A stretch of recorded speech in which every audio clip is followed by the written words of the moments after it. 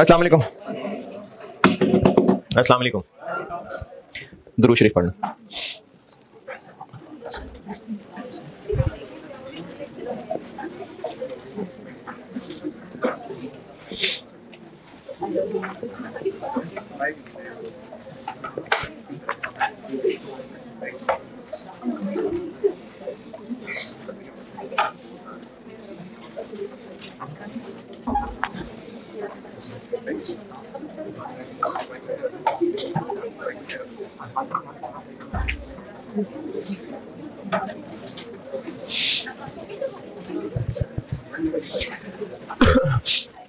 वो स्टूडेंट्स वो स्टूडेंट्स जो एग्जाम में पास होना चाहते हों और उनको ये पता चले कि कौन कौन सी आदतें पास करवाने वाली हैं, तो वो उसको अडॉप्ट करेंगे। और वो कौन कौन सा रीजन है जो मेनली फेल की रीजन है, तो उनको अवॉइड करेंगे। और ये जानने क्यों जरूरी है, अगर एक दो बस बड़े बड़े रीजन बता दें, ताकि पास होने वाले बड़े बड़े रीजन उन पे फोकस कर लें और फेलियर के बड़े रीजन तो उनसे अवॉइड कर लें। उसके अलावा बहुत सारी छोटी छोटी चीजें होंगी, लेकिन एक दो बड़ी बड़ी बातें पता चल जाए ना कि मेन यही वजह है, तो उनको फिर फोकस कर लेते हैं ज्यादा।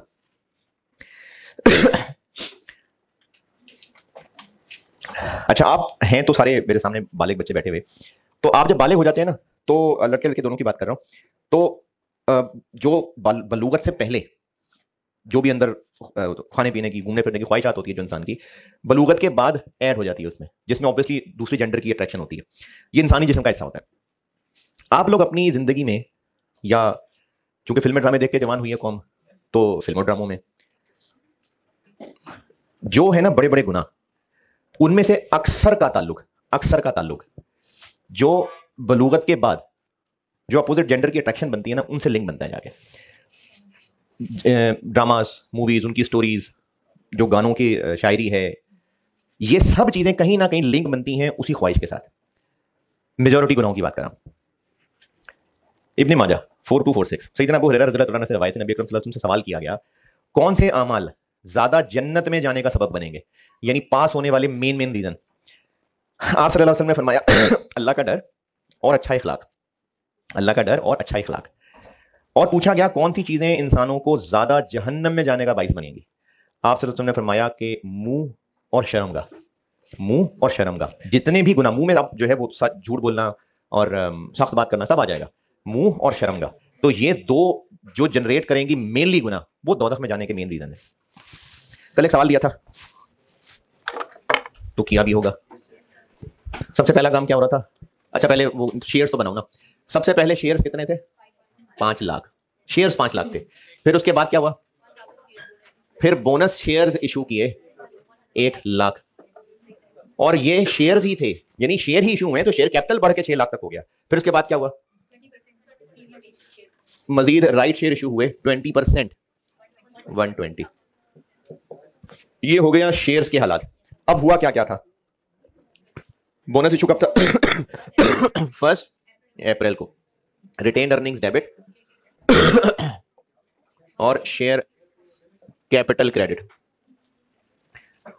1 लाख शेयर्स यानी 1 मिलियन के शेयर्स, क्योंकि एंट्री तो अमाउंट से होगी ना। फिर उसके बाद कब?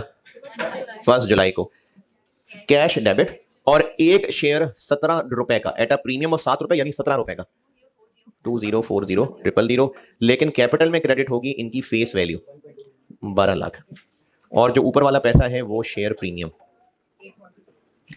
840। और फिर इसके बाद 1 अक्टूबर को retained earnings debit, dividend payable credit. इतने शेयर्स हैं इनटू 2 रुपए, 1440000, और महीने बाद पे कर दिया, तो डिविडेंड पेएबल डेबिट और कैश क्रेडिट।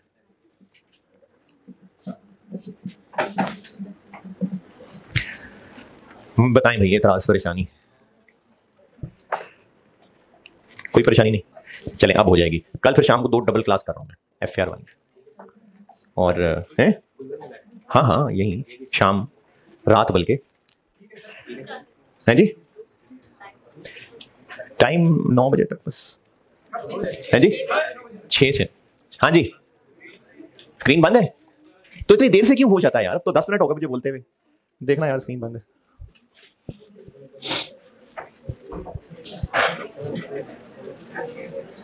चले फिर FR1 की गुलबर्ग में कर रहा हूं तो कॉस्ट की फिर GT में कर ले हैं?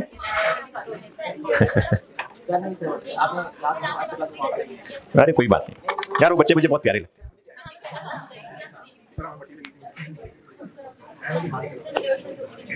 मेजॉरिटी नहीं नहीं, अच्छा चलिए इस दफा देखेंगे, अगर मेजॉरिटी आपकी तो अगली दफा गुलबर्ग में कर।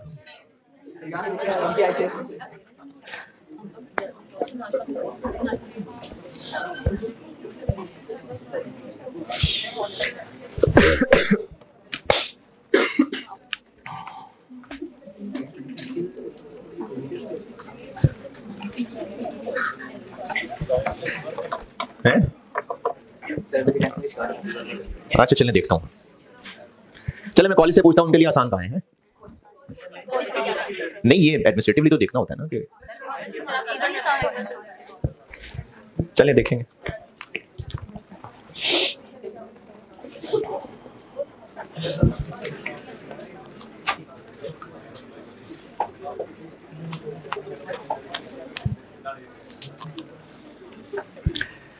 कल मैंने एंड क्या किया था?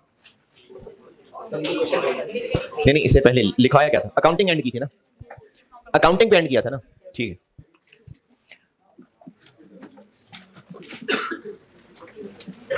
डिविडेंड की एंट्री तो कर लें, लेकिन अमाउंट तो कैलकुलेट कर लें। ये कैसे कैलकुलेट की? 2 रुपए पर शेयर था तो उसको फिर नंबर ऑफ शेयर से मल्टीप्लाई कर दिया। तो डिविडेंड की कैलकुलेशन सवाल में हो सकता है कि डिविडेंड पर शेयर दिया हो,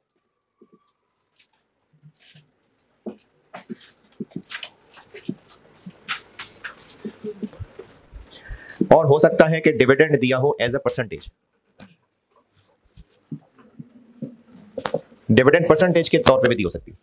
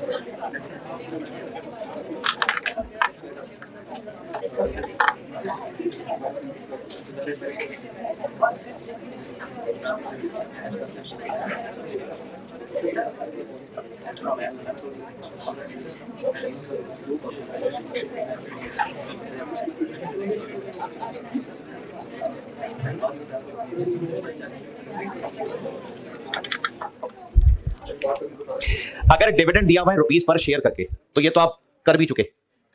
टोटल डिविडेंड निकलेगा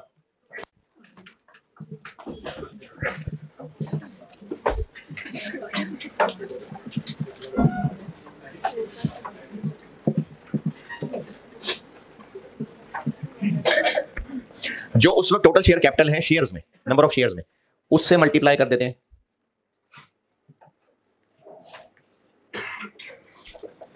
और अगर डिविडेंड दिया हुआ है परसेंटेज की शक्ल में, तो वो परसेंटेज फिर किसी पे अप्लाई करनी होगी।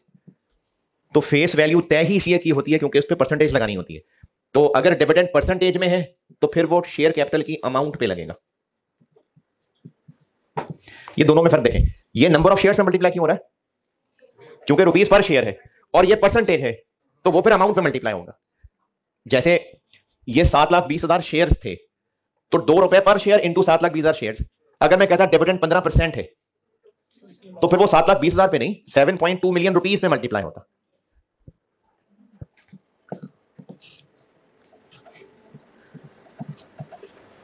अच्छा, आज ये पूरी कर दूंगा चीजें। ये सारी चीजें ना जब मैं कल आपको प्रैक्टिस के फॉर्मेट में लाऊंगा ना, फिर इन सब का इस्तेमाल आ जाएगा। आसान टॉपिक है, बल्कि सबसे आसान टॉपिक है FAR 1 का ये। वो जब तक मैं इनको पूरा नहीं कर लेता तब तक हम सोसी का सवाल नहीं कर सकते। तो ये चीजें पूरी कर लूं फिर सवाल करेंगे तो आसान है ये। तो डिविडेंड अगर कैलकुलेट करना पड़ा तो ये दो तरीके हो सकते हैं।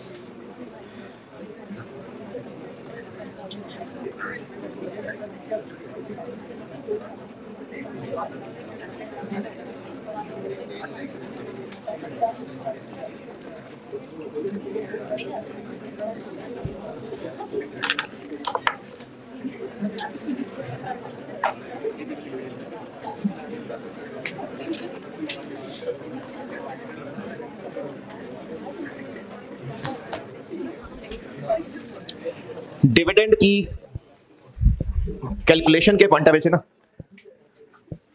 बल्कि कैलकुलेशन नहीं कहता, ये कल सोसी का सवाल कराऊंगा तो उसमें ये फर्क पता चलेगा। टाइमिंग के एतबार से डिविडेंड दो तरह का है।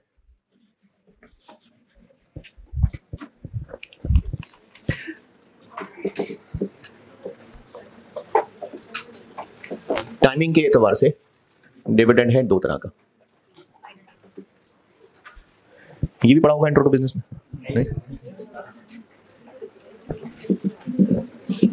एक होता है इंटरिम डिविडेंड और एक होता है फाइनल डिविडेंड।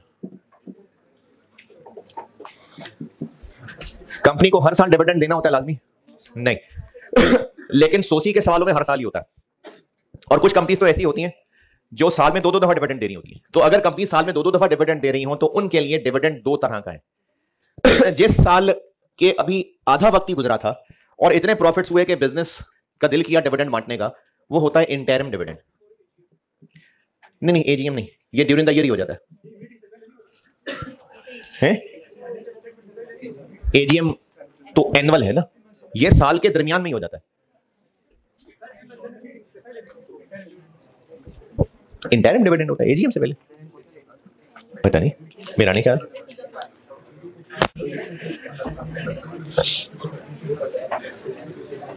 मैं भूल गया यार, मैं लिखने क्या लगा, अजीब एजीएम का रोड़ा डाल दिया।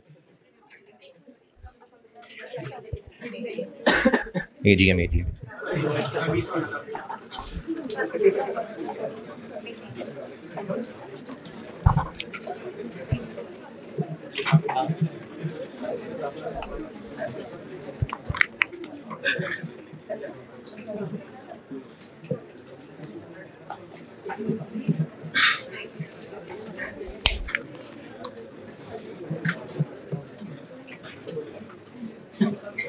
जिस साल का ये डिविडेंड होता है उस साल के दरमियान में ही दे देते हैं, और जनरली ये मिड ईयर के बाद, यानी अगर जनवरी से दिसंबर ईयर है तो ये जुलाई में तकरीबन जा रहा होगा।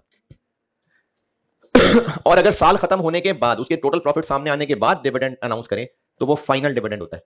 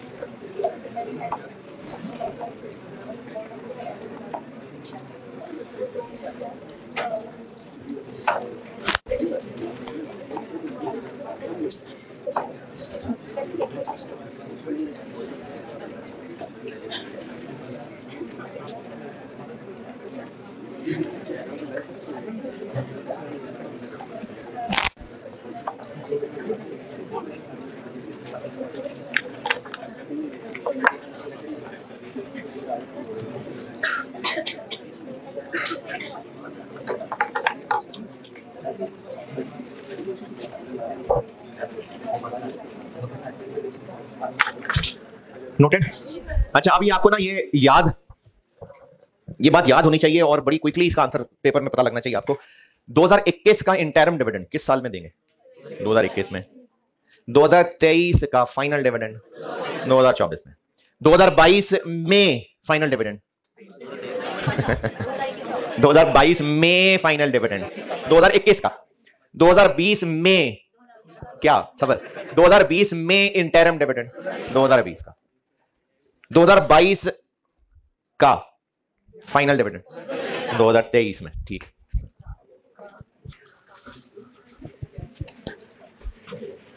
ये ऑर्डिनरी डिविडेंड की हेडिंग डाली थी मैंने, बस ऑर्डिनरी डिविडेंड बस।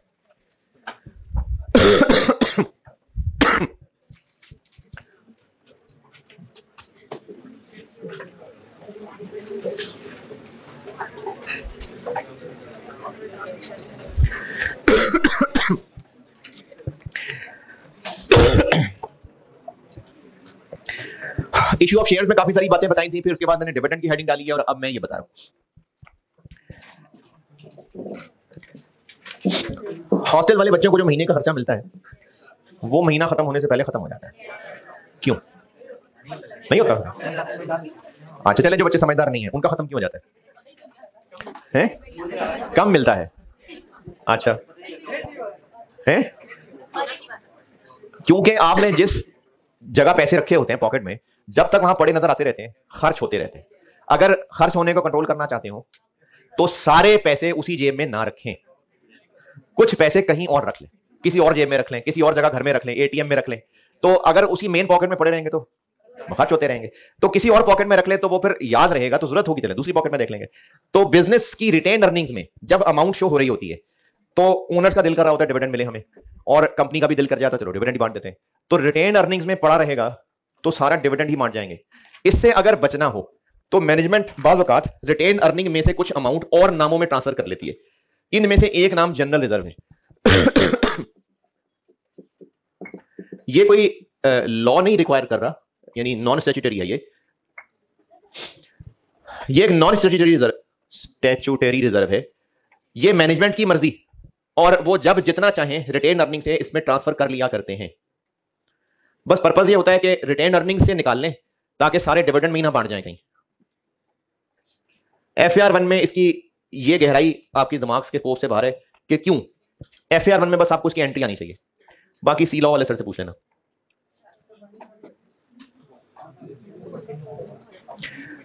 और अगर आपसे वो कहें कि FAR 1 वाले सर से पूछना तो कहना नहीं सर आप मजाक कर रहे हैं, आप नहीं बताना है।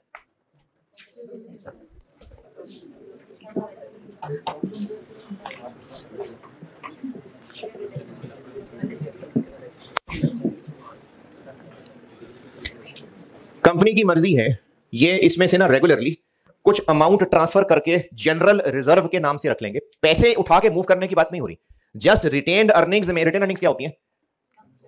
आज तक के कमाए हुए प्रॉफिट्स जो अभी बांटे नहीं है, तो वो पैसे आज तक जो कमाए थे वो बांटे नहीं तो किधर है? बिजनेस के पास ही है। तो रिटेन अर्निंग्स में अगर बैलेंस नजर आ रहा हुआ तो सारा डिविडेंड ना बांट दें, तो इसलिए कुछ अमाउंट रिटेन अर्निंग से हटा लेते हैं, जनरल रिजर्व नामी एक अकाउंट क्रिएट कर लेते हैं। आपका स्कोप यह है कि आपको इसकी अकाउंटिंग पता हो, क्या डेबिट क्या क्रेडिट होगा।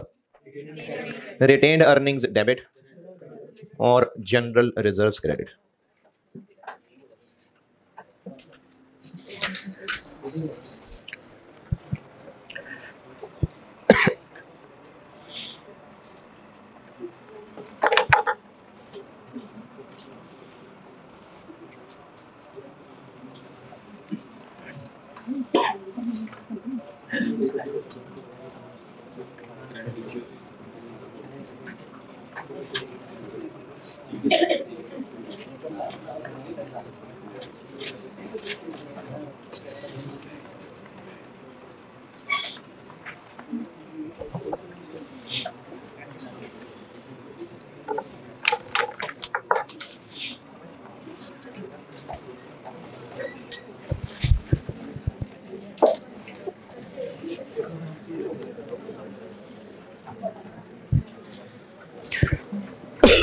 इसी तरह से ना एक और रिजर्व होता है, वो भी मैनेजमेंट की मर्जी।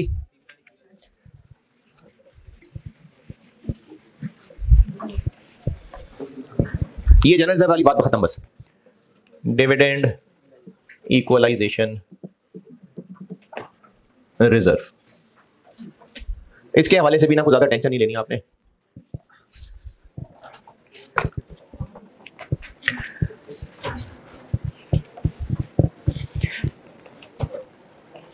तो समझदार बच्चे वो होते हैं कि जिन्होंने हॉस्टल का किराया देना ही देना है, रखे वाले के पैसे देने ही देने हैं, तो वो जब घर से पैसे आते हैं तो इस अमाउंट को पहले ही साइड पे कर ले, ये ना हो कि खर्च हो जाए तो फिर मिन्नतें कर रहे हो हॉस्टल वाले से।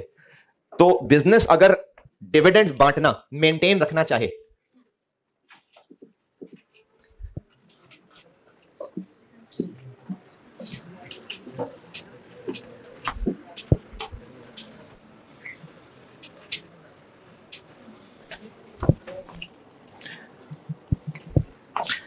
हॉस्टल वाले बच्चों के बड़े मसले हैं, जिंदगी बड़ी मुश्किल है, आसान है?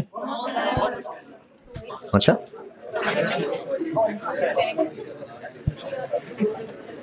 हाँ अगर नहाना धोना भी ना हो, कपड़े धोने का मसला भी ना हो, खाना खाने का मसला भी ना हो, तो फिर तो आसान है।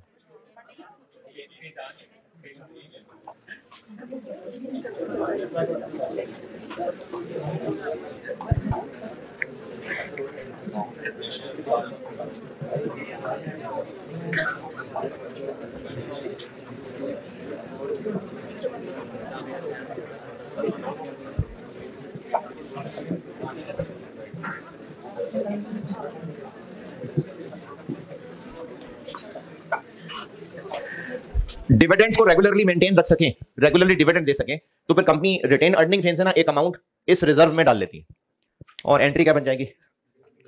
रिटेन्ड अर्निंग्स डेबिट और ये वाला रिजर्व क्रेडिट।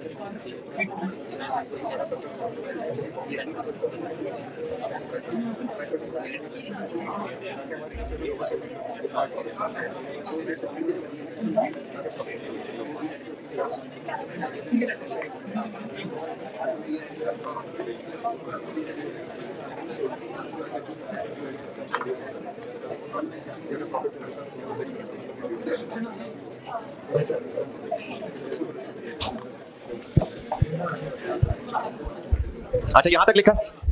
अब एक बात ना, आप खुद अपने अल्फाज में लिख लें तो अच्छा है, उर्दू इंग्लिश पंजाबी जैसे भी लिखना है, खुद अपने अल्फाज में लिख लें।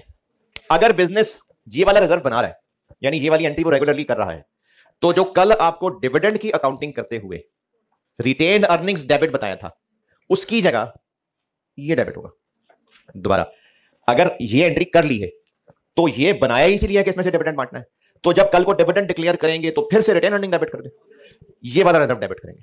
अगर बिजनेस ये रिजर्व बनाया करता है तो जो कल डिविडेंड की अकाउंटिंग में रिटेन्ड अर्निंग्स डेबिट बताया था, उसकी जगह डिविडेंड इक्वलाइजेशन रिजर्व डेबिट होगा जब डिक्लेयर करेंगे।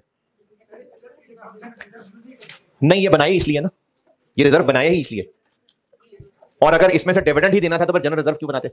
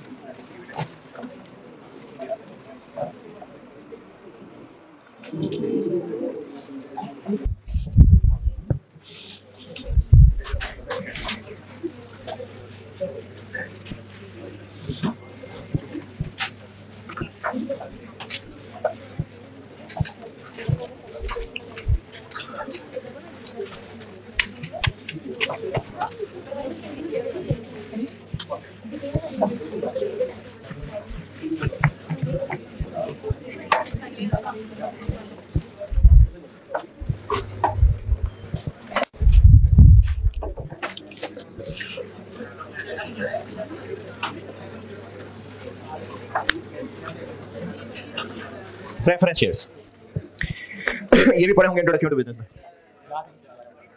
पढ़े में नाम पढ़ा हुआ।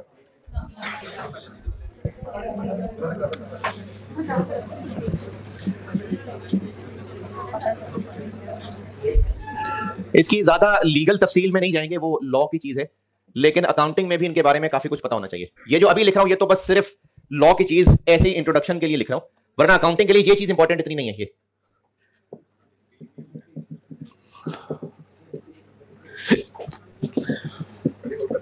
है जी, कर ले नोट यार, लिख रहा हूं बोर्ड पे तो कर ले नोट जी। स्क्रीन इतना बड़ा तो लिखा यार, तो आंखें बंद करके भी नजर आ जाएगा।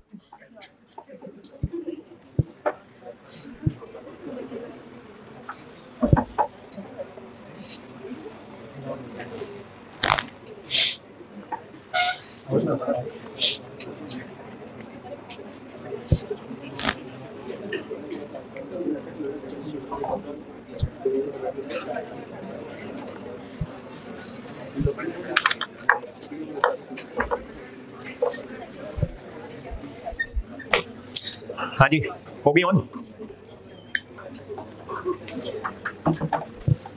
एक तो ये कि ये जो ऑर्डनरी शेयर्स जिन लोगों के पास होते हैं उनके पास वोटिंग राइट्स होते हैं, क्योंकि ये ओनर्स हैं। प्रेफरेंस शेयर्स इनके पास वोटिंग राइट्स नहीं होते, ओनर्स ये लोग नहीं है, ये ओनर्स नहीं है, ये लेंडर्स हैं, ओनर्स नहीं है ये लोग। फिर इसके अलावा ये दोनों में फैला के लिख देता हूं, प्रेफरेंस डिविडेंड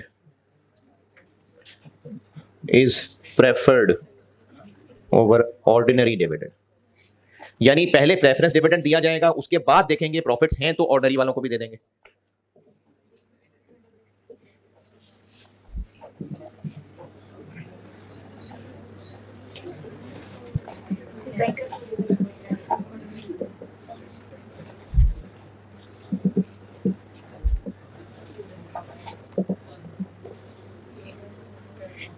प्रेफरेंस डिविडेंड के बाद अगर प्रॉफिट्स बचते हैं तो दे देंगे ऑर्डिनरी वालों को, तो प्रेफरेंस वालों को प्रेफर किया जाता है। ये थोड़ी सी लॉ वाली बात, बस एक बेसिक कॉन्सेप्ट के लिए। हाँ, अकाउंटिंग के काम की बात ये है, चलें इसको लिख ले पहले।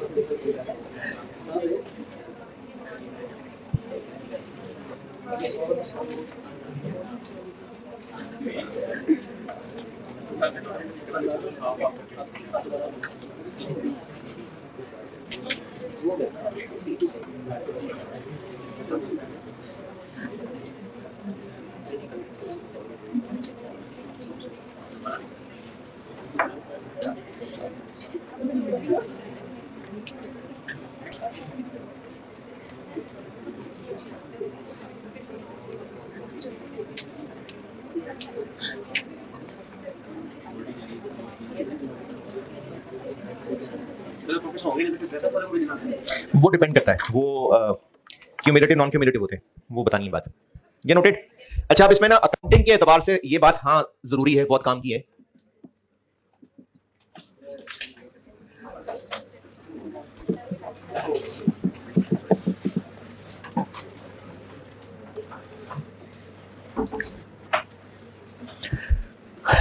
जब प्रेफरेंस शेयर को मैंने उधर लेंडर्स कहा है कि ये लोग लेंडर्स हैं, ओनर्स नहीं है, तो फिर इनका पैसा तो वापस करना होगा, और पैसा तो चलो प्रिंसिपल है जो वापस करना है, ओवर द पीरियड क्या मिलेगा इनको? इंटरेस्ट, जो कि ऑफिशियली इंटरेस्ट नहीं, प्रेफरेंस डिविडेंड कहलाता है। होता ये कि इंटरेस्ट ही है, लेकिन प्रेफरेंस डिविडेंड कहते हैं इसको। तो प्रेफरेंस शेयर्स होते हैं दो, एक होते हैं रिडीमेबल और एक होते हैं इररिडीमेबल। रिडीमेबल और इररिडीमेबल,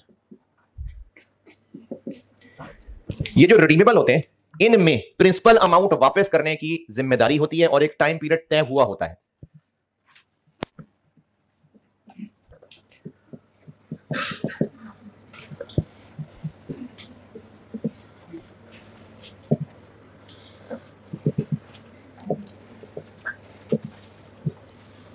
जो इसकी कॉन्ट्रेक्चुअल मैच्योरिटी है, जैसे अगर प्रेफरेंस शेयर थे रिडीमेबल आफ्टर 10 साल, तो इसका मतलब है कि 10 साल के बाद प्रिंसिपल अमाउंट वापस करनी होगी। लेकिन इररिडीमेबल वो होते हैं जिनमें प्रिंसिपल अमाउंट वापस करने की कोई जिम्मेदारी नहीं होती।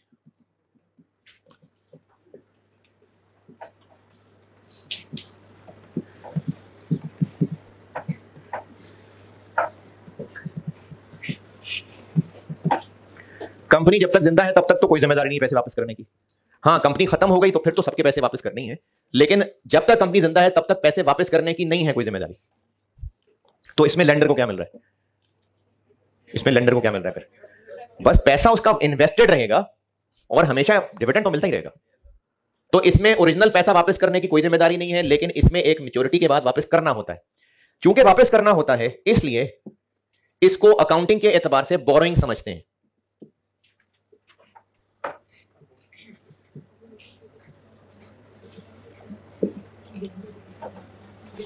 और अगर आप पुराने नोट्स देखेंगे तो IS 23 में मैंने बोरोइंग्स की एग्जांपल्स में रिडीमेबल प्रेफरेंस शेयर्स भी लिखा था। तो ये चूंकि वापस करना होता है इसलिए ये बोरोइंग है अकाउंटिंग के एतबार से, और ये वापस नहीं करना होता इसलिए ये अकाउंटिंग के एतबार से इक्विटी मानी जाती है।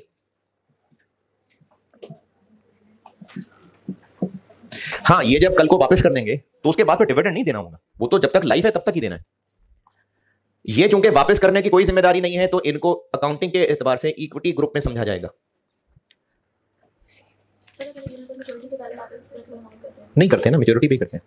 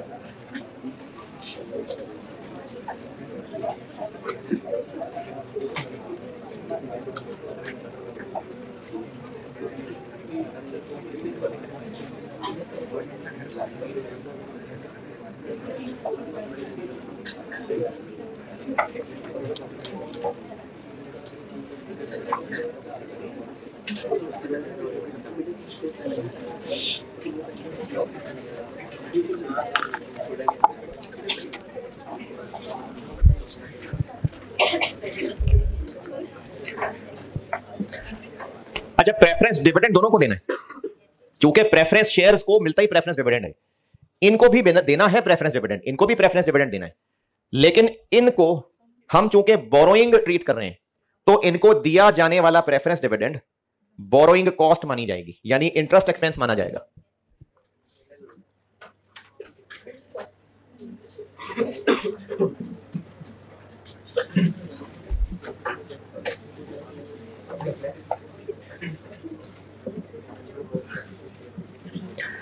प्रेफरेंस डिविडेंड को कंसीडर करेंगे इंटरेस्ट कॉस्ट, और यहां प्रेफरेंस डिविडेंड को कंसीडर करेंगे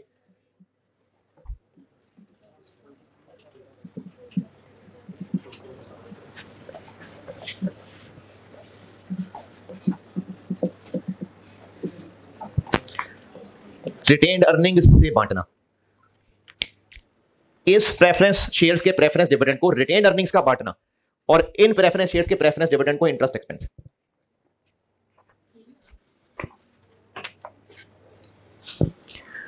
अच्छा, जरूर रिपीटर हैं या इंट्रोडक्शन टू बिजनेस में पढ़ा होगा, preference shares cumulative non cumulative भी होते हैं, पढ़ा हुआ इंट्रोडक्शन टू बिजनेस में। ये नाम मैं इससे अगले आईएएस कल जो शाम में शुरू कराऊंगा ईपीएस, उसमें जिक्र करूंगा। अदरवाइज ये पूरा हो गया, अब मैंने इसके सवाल कराने, 2 सवालों में ही आपकी तसल्ली हो जाएगी कि तो बड़ा आसान है, तो बस फिर ये खत्म सोची। कल शाम को इंशाल्लाह ईपीएस एफएआर 1 का मुश्किल तरीन टॉपिक बच्चों के कहने के मुताबिक है अर्निंग पर शेयर।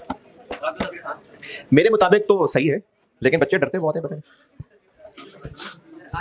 चलें ठीक है जी, अल्लाह हाफिज़।